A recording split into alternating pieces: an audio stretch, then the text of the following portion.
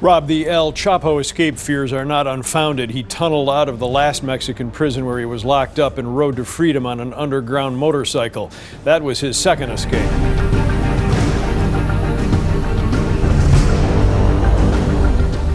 Bajo las cercas de alambre de púas de las prisiones más duras de América, un nombre despierta terror en guardias, reclusos y criminales de todo el mundo. Despiadado, imparable e infame, esta figura hace temblar a los hombres adultos con solo mencionar su nombre. ¿Por qué este recluso posee tal poder y qué hechos aterradores lo llevaron a este lugar? Desde una violencia inimaginable hasta asesinatos dentro de la prisión, no podrás creer el oscuro camino que forjó su letal leyenda. Fotios Freddy Guías. Fotios Freddy Guías nació en una familia grecoamericana en Springfield, Massachusetts. Aunque tenía el temperamento y la determinación para la vida mafiosa, nunca pudo convertirse en un miembro oficial de la mafia italiana debido a su ascendencia griega. Sin embargo, esa limitación nunca le impidió demostrar su valía. Freddy y su hermano, Ty, comenzaron su carrera criminal como ayudantes de bajo nivel, realizando recados y trabajos menores.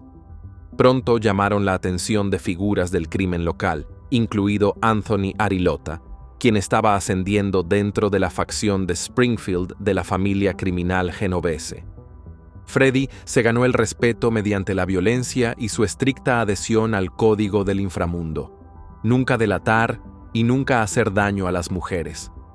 Estuvo involucrado en varios incidentes importantes, incluido el asesinato de Gary Westerman, quien tenía vínculos familiares con Arilota, y el de Adolfo Bruno, un gángster veterano cuyo tiempo aparentemente había expirado a ojos de los líderes. La habilidad de Freddy para ejecutar estos encargos lo convirtió en una figura temida tanto por rivales como por aliados.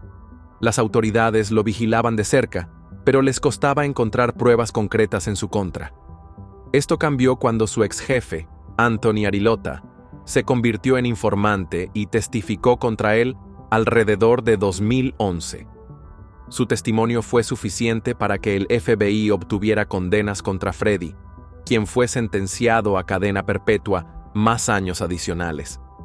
La lealtad inquebrantable de Freddy a los ideales mafiosos y su negativa a cooperar con las autoridades reforzaron su reputación de tipo duro. Fue enviado a una prisión federal en Virginia Occidental para cumplir su larga condena. Durante un tiempo, logró pasar desapercibido en la población general sin convertirse en un nombre ampliamente reconocido. Eso cambió drásticamente en octubre de 2018, cuando James Whitey Bulger, un infame jefe criminal de Boston e informante del FBI, fue trasladado a la misma prisión. Horas después, Bulger fue encontrado golpeado hasta la muerte. Los investigadores rápidamente señalaron a Freddy como el principal sospechoso, citando su conocido odio hacia los informantes y su disposición a la violencia. Aunque pasaron años antes de que se presentaran cargos oficiales en el caso Bulger, el nombre de Freddy se extendió más allá de los muros de la prisión. La brutalidad del asesinato de Bulger acaparó titulares, y los rumores sugerían que Freddy había planeado o dirigido personalmente el ataque. Como resultado, las autoridades penitenciarias lo consideraron una amenaza creciente y lo trasladaron a la prisión de máxima seguridad ADX Florence en Colorado para un control aún más estricto. En septiembre de 2023, Freddy fue declarado culpable oficialmente por su participación en el asesinato de Bulger. La nueva condena agregó 25 años más a su ya existente cadena perpetua. Aunque pasó gran parte de su vida haciendo el trabajo sucio para otros, su disposición a cometer actos de violencia extrema, incluso tras las rejas, le aseguró un lugar entre los reclusos más temidos del sistema penitenciario de EEUU. Hasta el día de hoy, Fotios Freddy Guías permanece en una celda diseñada para impedir más ataques o influencia dentro del patio de la prisión. Incluso bajo las más altas medidas de seguridad, su nombre sigue generando temor. Ya sea por principios personales o por lealtad a la mafia, Freddy Guías se ha asegurado de que su reputación violenta no sea olvidada pronto. Dairo Antonio Usuga, David Otoniel. Dairo Antonio Usuga David, mejor conocido como Otoniel, surgió de las sombras del conflicto rural colombiano para convertirse en el narcotraficante más notorio del país. Nacido en la pobreza, se unió a una facción guerrillera llamada el Ejército Popular de Liberación a la edad de 18 años. Cuando ese grupo firmó un acuerdo de paz 2 años después, Otoniel se retiró, impulsado por su deseo de caos y adrenalina en el conflicto armado. Luego, se unió a una fuerza paramilitar de extrema derecha, conocida como las Autodefensas Unidas de Colombia, y pronto adoptó el narcotráfico a gran escala. Su ascenso al poder se aceleró cuando él y su hermano, Juan de Dios, conocido como Giovanni, se aliaron con el líder Daniel Rendón Herrera, alias Don Mario, quien dirigía un cartel violento conocido como Los Urabeños. Tras la captura de Herrera, los hermanos Usuga tomaron el control, expandiendo las rutas de tráfico de drogas y forjando alianzas con grupos criminales tanto locales como internacionales. Otoniel se convirtió en el único líder después de que Giovanni fuera asesinado en una redada policial, dejándolo al mando de lo que pasó a conocerse como el Clan del Golfo. El cartel de Otoniel se especializó en mover enormes cantidades de cocaína hacia Estados Unidos, Europa y otros lugares. Bajo su mando, también cometieron actos brutales contra cualquiera que se interpusiera en su camino, desde comunidades locales hasta fuerzas del orden. En un momento dado, las autoridades colombianas lo señalaron como el responsable de orquestar el asesinato de cientos de policías, lo que lo colocó en la cima de la lista de los más buscados del país. Tan decididos estaban la policía y el ejército a capturarlo, que lanzaron múltiples operativos a gran escala, cada uno respaldado por inteligencia y financiamiento de E.U.U. A pesar de tener una recompensa de $5 millones sobre su cabeza, Otoniel logró permanecer oculto durante años, moviéndose a través de zonas remotas de la selva y estableciendo una red de seguidores leales que lo protegían. Se convirtió en una figura casi legendaria, con rumores sobre su elaborado sistema de seguridad y sus avanzados sistemas de alerta. En un enfrentamiento, sus hombres incluso derribaron un helicóptero policial, demostrando hasta dónde estaba dispuesto a llegar para mantenerse libre. Eventualmente, una ruptura en la persecución ocurrió en 2021, cuando la inteligencia colombiana rastreó la ubicación de Otoniel a través de entregas de medicinas para sus problemas renales. Las autoridades lanzaron la Operación El Blanco, que involucró a cientos de soldados de élite, helicópteros y drones. Sellaron ríos, carreteras y caminos montañosos en la región de Urabá, cerca de la frontera con Panamá. Acorralado y superado en número, Otoniel fue detenido sin un tiroteo importante. Tras su arresto, las autoridades colombianas no perdieron tiempo en extraditarlo a los Estados Unidos. En Nueva York, se declaró culpable de narcotráfico masivo y actividades paramilitares, recibiendo una sentencia de 45 años más, una multa de $216 millones. Al darse cuenta del grave riesgo que representaba incluso desde la cárcel, las autoridades decidieron que debía cumplir su condena en ADEX Florence, la prisión federal más dura de Estados Unidos. Aunque el poder de su cartel se ha debilitado, el legado de Otoniel sigue siendo una fuerte advertencia sobre lo brutal y extenso que puede llegar a ser el narcotráfico. Su caída de líder de guerra elusivo a recluso de Supermax resalta el compromiso internacional para frenar a los grandes capos que destruyen naciones enteras. Joaquín El Chapo Guzmán. Joaquín Guzmán Loera, más conocido como El Chapo, construyó uno de los imperios de drogas más notorios de la historia moderna. Nació en las zonas rurales de Sinaloa, México, donde ganarse la vida a menudo significaba trabajar en el narcotráfico. Se dice que el padre de Guzmán estaba involucrado en el cultivo de marihuana, transmitiendo ese conocimiento a su hijo casi como una tradición familiar. Para cuando tenía 18 años, Guzmán ya estaba en operaciones más grandes, ayudando a transportar y vender drogas más allá de los límites locales. Aprendió de capos establecidos, como Miguel Ángel Félix Gallardo, conocido como el padrino del mundo de las drogas mexicano. Pero el Chapo era demasiado ambicioso para quedarse bajo el liderazgo de otro. Cuando Félix Gallardo fue arrestado, Guzmán aprovechó la oportunidad para formar su propio cartel, que eventualmente se convertiría en el Cartel de Sinaloa. Bajo su dirección, Sinaloa se convirtió en una potencia internacional, traficando marihuana, cocaína, heroína y metanfetaminas a través de las fronteras con implacable eficiencia. Lo que hizo a El Chapo verdaderamente diferente no fue solo la magnitud de su contrabando, sino su habilidad para escapar. En 1993, fue arrestado en Guatemala y enviado a una prisión de máxima seguridad en México. Muchos criminales habían sobornado o amenazado para obtener condiciones más fáciles, pero Guzmán fue más allá. En 2001, escapó supuestamente sobornando a los guardias y escondiéndose en un carrito de lavandería.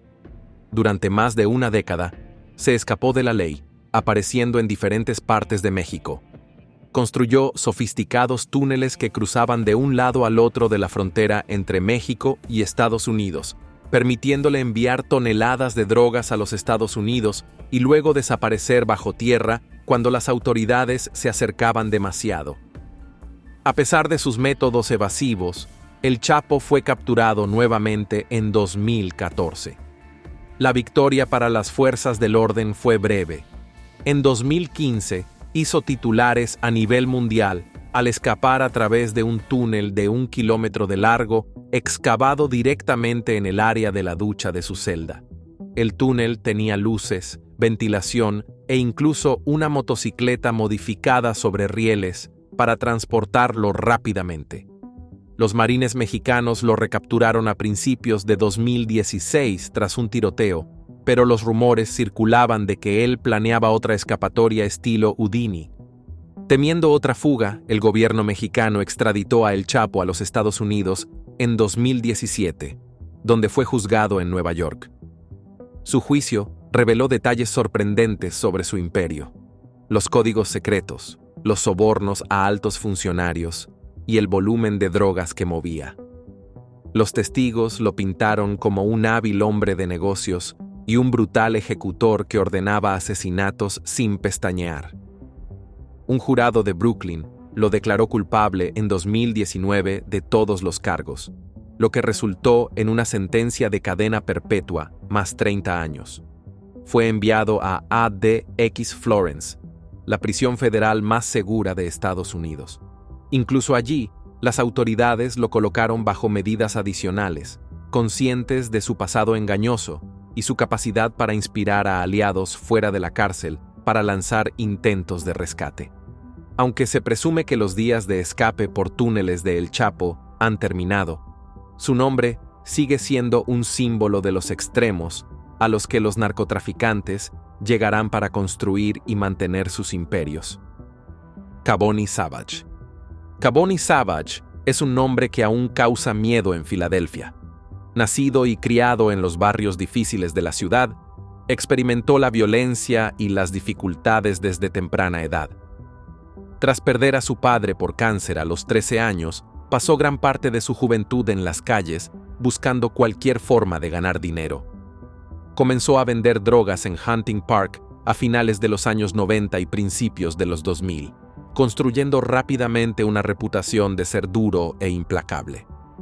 Antes de que sus actividades criminales lo absorbieran, Savage intentó brevemente el boxeo profesional. Entrenó en el Front Street Gym e incluso ganó su único combate profesional.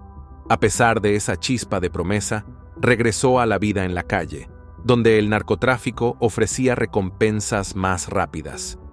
Con su creciente influencia, comenzó a dirigir una red de distribución de cocaína en Filadelfia. Lo que realmente distinguió a Savage fue su disposición para silenciar a cualquiera que considerara una amenaza. Ordenó asesinatos tanto de rivales como de posibles testigos, ganándose una reputación de agresión e intimidación. Uno de los incidentes más notorios surgió de una simple disputa de estacionamiento, donde un hombre accidentalmente golpeó su auto. Savage mandó asesinar a ese hombre, y el caso en su contra se desmoronó cuando los testigos clave fueron asesinados o asustados. Este patrón de intimidación de testigos se convirtió en una característica distintiva de las operaciones criminales de Savage. Incluso después de ser finalmente sentenciado a 30 años por cargos federales de narcotráfico y otros delitos, la violencia no terminó. Desde la prisión, Savage continuó teniendo influencia sobre muchos en el exterior. Emitía amenazas y sus órdenes eran tomadas en serio por sus asociados. Llevaban a cabo ataques a enemigos e incluso a las familias de enemigos, asegurando que nadie se sintiera seguro si se atrevía a testificar en su contra. Tal vez el evento más oscuro vinculado al nombre de Savage sea el atentado con bomba incendiaria en 2004 a una casa en fila en el norte de Filadelfia, que mató a 6 personas, incluidos niños. La madre de un testigo clave, junto con miembros de su familia, murió en el incendio. Los abogados explicaron que Savage había ordenado el ataque como represalia por la cooperación de ese testigo con las autoridades. La crueldad y el alcance de este crimen sorprendieron a la ciudad y revelaron hasta dónde llegaría Savage para mantener sus secretos ocultos. Cuando fue a juicio por estos brutales delitos, las historias que salieron a la luz fueron escalofriantes. Testigo tras testigo describió a un hombre que gobernaba por miedo, emitiendo órdenes desde su celda sin remordimientos. En 2013, un jurado lo declaró culpable de extorsión, asesinato y cargos relacionados, dictando no menos de 13 sentencias de muerte, una de las condenas más grandes de pena capital en un caso federal. Debido al peligro que representaba, tanto para los reclusos como para el público, fue colocado en ADX Florence, la prisión supermax más dura del país. Barry Mills, el Barón. Barry Mills, conocido como el Barón, fue la fuerza impulsora detrás de la Hermandad Aria, a menudo descrita como una de las pandillas de prisión más mortales de los Estados Unidos. Aunque tenía muchos menos miembros en comparación con otras pandillas, la Hermandad Aria era peligrosamente organizada, leal y despiadada bajo la dirección de Mills. Creían en tácticas violentas para mantener el control y enviar un mensaje a cualquiera que se atreviera a oponerse a ellos. Desde los primeros días de su vida en prisión, Mills reconoció que el miedo y los castigos despiadados podían asegurar la obediencia entre los reclusos. La Hermandad Aria, o AB, prosperó con ataques brutales, dirigidos tanto a grupos de reclusos negros como a cualquier otro recluso blanco que no siguiera las reglas de la pandilla. Su pequeño número nunca les impidió controlar los patios de las prisiones mediante la violencia, la venta de drogas y la extorsión. Para los miembros, la lealtad era una cuestión de vida o muerte. El liderazgo de Mills iba más allá de simples amenazas. La Hermandad Aria se hizo conocida por los asesinatos constantes, dispuesta a atacar de formas que dejaran una impresión duradera. Los apuñalamientos a menudo se realizaban varias veces para asegurar que la víctima no sobreviviera. Mills organizaba guerras raciales a gran escala o realizaba pequeños y precisos ataques en diferentes instituciones. Incluso después de ser encerrado en ADX Florence, la prisión federal de máxima seguridad del país, aún encontraba formas de enviar mensajes codificados para mantener al grupo activo. Eventualmente, un altercado con un recluso afroamericano que atacó a un miembro de la Hermandad Aria desató un sangriento conflicto dentro del sistema penitenciario. Los DC Blacks y la Hermandad Aria se declararon la guerra, y Mills respondió enviando órdenes escritas en cometas codificadas, a veces usando tinta invisible hecha de orina. Aunque los funcionarios de la prisión intentaron interceptar estas notas, la red de la Hermandad Aria siempre iba un paso adelante. Bajo la dirección de Mills, múltiples reclusos fueron apuñalados o golpeados hasta la muerte en una ola de ataques de venganza. Eventualmente, las fuerzas del orden descifraron la cadena de mando de la hermandad, lo que llevó a una gran ofensiva federal. Mills y sus asociados más cercanos enfrentaron cargos de crimen organizado, conspiración para cometer asesinato y tráfico de drogas. El gobierno presionó para imponer la pena de muerte, creyendo que solo el encarcelamiento no podía detener su violenta influencia. El equipo de defensa de Mills insistió en que él estaba siendo utilizado como chivo expiatorio por reclusos dispuestos a intercambiar testimonios por sentencias reducidas. A pesar de la gravedad de los cargos, Mills evitó la pena de muerte, en parte porque el jurado no pudo ponerse de acuerdo unánimemente para imponerla. Sin embargo, fue condenado a cadena perpetua sin posibilidad de libertad condicional, asegurando que nunca volvería a salir en libertad. Como líder de una organización conocida por utilizar el terror como herramienta de control, Barry Mills pasó el resto de sus días en ADX Florence, confinado en una celda diseñada para minimizar su comunicación con otros. Su historia es una dura advertencia sobre cómo las pandillas carcelarias pueden expandir su poder si no se les controla. Incluso dentro de las prisiones de máxima seguridad, Mills demostró que un solo líder despiadado podía influir en una red mortal de seguidores, recordándole al mundo que la prisión no siempre detiene a los criminales de dirigir sus imperios. Luis Felipe King Blood. Luis Felipe, ampliamente conocido por el ominoso apodo de King Blood, dejó un poderoso legado como líder de los Latin Kings. Nació en La Habana, Cuba, donde creció en circunstancias difíciles, sin conocer a su padre y recibiendo poca guía de su madre, quien luchaba por mantenerlo. Sus problemas juveniles lo llevaron a la prisión en Cuba, y en 1980 fue uno de los miles enviados a Estados Unidos durante el éxodo del Mariel, llegando a Miami con poco más que su astucia. En busca de un sentido de pertenencia, Felipe se estableció en Chicago, una ciudad llena de comunidades de inmigrantes y pandillas callejeras. Fue allí donde descubrió a los Latin Kings. Conocidos por su fuerte estructura jerárquica y su conjunto de creencias codificadas, a menudo llamadas kingismo, los Latin Kings le dieron a Felipe una sensación de unidad que nunca antes había sentido. Destacando por su feroz compromiso y carisma natural, escaló rápidamente en las filas, ganándose el título real de King Blood. Llevó estas ideas consigo cuando más tarde se mudó a Nueva York. Incluso mientras estaba encarcelado en una prisión del estado, Felipe logró difundir el código de los Latin Kings dentro de la instalación.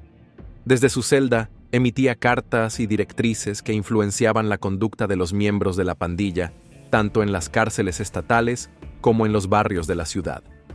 Sus palabras tenían un impacto real. Si señalaba a alguien como traidor, la vida de esa persona corría un peligro inmediato. Este control se extendía incluso a brutales castigos, ya que sus seguidores llevaban a cabo ataques salvajes contra aquellos que desobedecían o se apartaban de las reglas del grupo. Las autoridades se dieron cuenta de que la influencia de Felipe no podía ser contenida simplemente con encerrarlo. Usando las leyes federales RICO, Racketeer Influenced and Corrupt Organizations, normalmente utilizadas contra la mafia, los fiscales construyeron un caso en su contra. Al examinar sus cartas, encontraron órdenes detalladas que iban desde asuntos rutinarios de la pandilla hasta complots de asesinato. Cualquier cosa que escribiera tenía peso en el exterior, especialmente entre aquellos que lo veían como un guía espiritual o una figura paterna.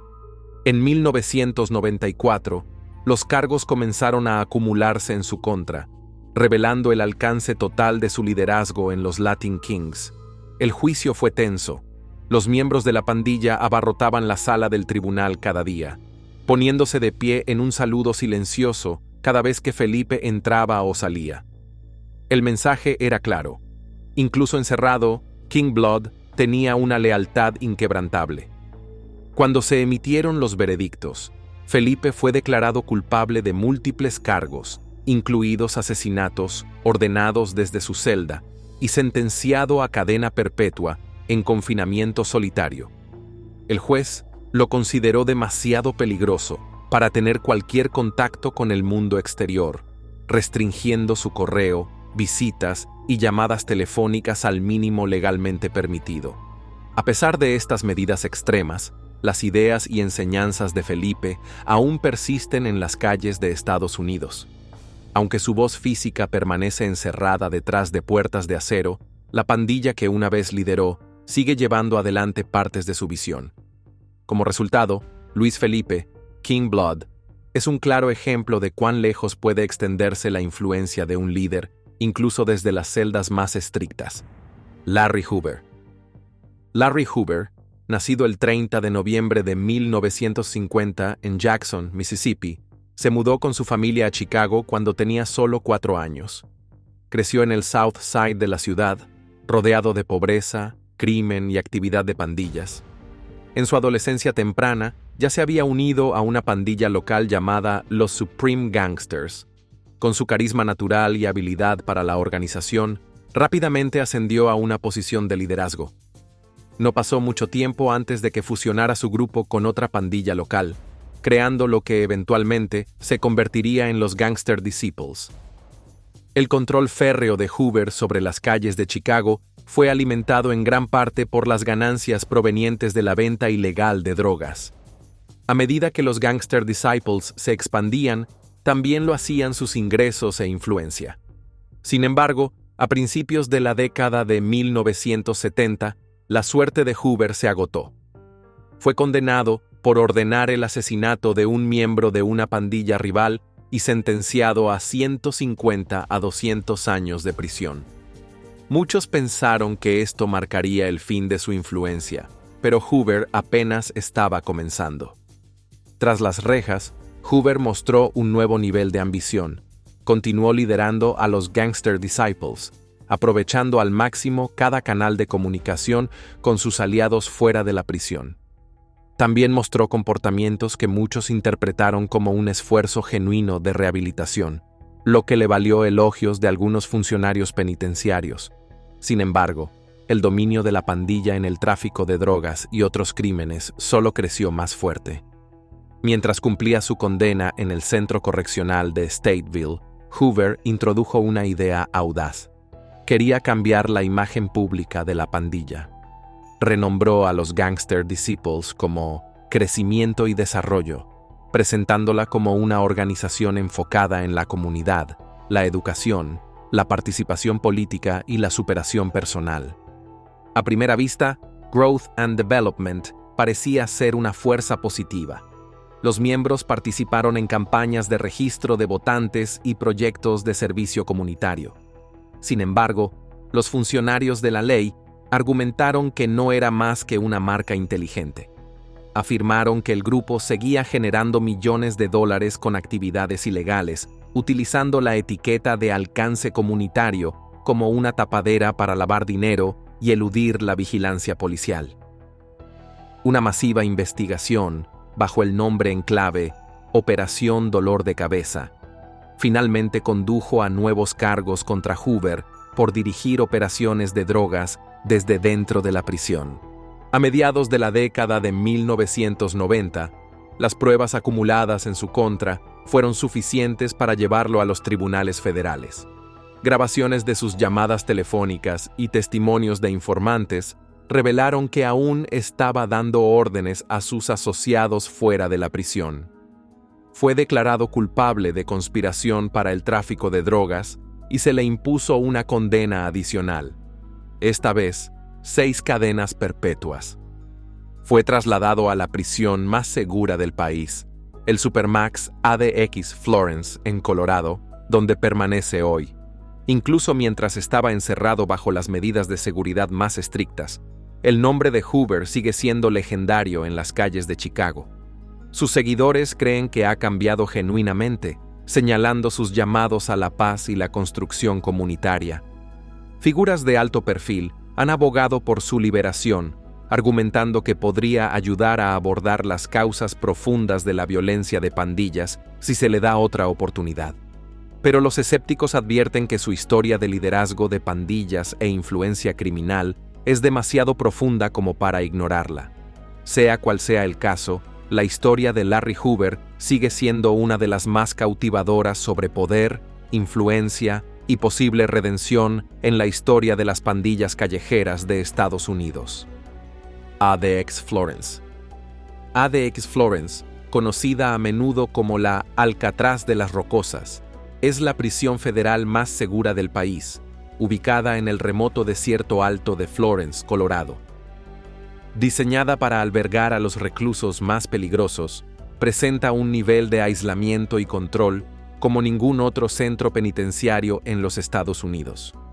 Oficialmente conocida como la Instalación Penitenciaria Administrativa Máxima de los Estados Unidos, ADX Florence alberga a terroristas, espías, líderes de pandillas violentas y narcotraficantes que han demostrado ser riesgosos de fuga o amenazas perpetuas.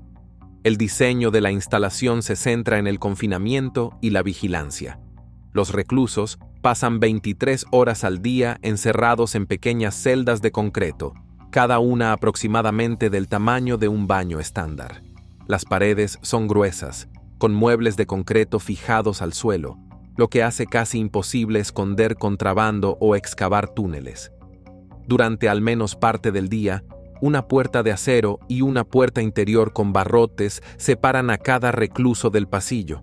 Las ventanas son ranuradas y anguladas de tal manera que los prisioneros solo pueden ver el cielo, lo que les niega el conocimiento del diseño de la prisión o del área circundante. Las medidas de seguridad son estrictas. Los guardias utilizan puertas controladas a distancia para limitar el contacto directo, y grandes regiones de la prisión están segmentadas, lo que impide que los reclusos se congreguen. Se les otorga tiempo en el patio, alrededor de 1 hora al día. Pero incluso eso sucede en recintos cercados e individuales, conocidos como corredores para perros. La comunicación entre los reclusos está extremadamente limitada, y muchos se encuentran bajo condiciones de no contacto si tienen un historial de orquestar violencia tras las rejas. La reputación de ADX Florence no solo proviene de sus avanzados sistemas de seguridad, sino también de los reclusos que la llaman hogar. Nombres como Joaquín, El Chapo, Guzmán, Dairo Antonio, Otoniel, Usuga, Larry Hoover y otros criminales infames están recluidos aquí, en gran parte debido a su capacidad para comandar actividades ilegales, incluso desde prisiones estándar. Las restricciones adicionales de ADX ayudan a frenar la comunicación, obligando a los prisioneros a vivir en un aislamiento casi constante. Las cartas y las llamadas telefónicas son rigurosamente supervisadas, y las visitas son estrictamente controladas, lo que dificulta mucho que los reclusos hagan alianzas o envíen órdenes. Para los guardias, trabajar en ADX Florence es una gran responsabilidad. Rotan constantemente los horarios y permanecen alerta ante cualquier signo de inquietud. Aunque la violencia directa es menos común en un lugar tan controlado como ADX, siempre existe la preocupación de que alguien pueda esconder un mensaje oculto o intentar una escapatoria audaz. Abundan las historias sobre cómo los reclusos anteriores lograron hacer llegar instrucciones, por lo que el personal toma todas las precauciones necesarias para asegurar que eso no vuelva a ocurrir. Los críticos argumentan que el aislamiento prolongado y el contacto humano mínimo en ADX Florence pueden ser una forma de castigo cruel, lo que genera preocupaciones sobre la salud mental. Se sabe que los reclusos experimentan un estrés psicológico severo, lo que a veces conduce al autodesprecio. Por otro lado, los defensores afirman que estas condiciones son necesarias para los peores de los peores, enfocándose en la necesidad de proteger a la sociedad, al personal penitenciario y a otros reclusos.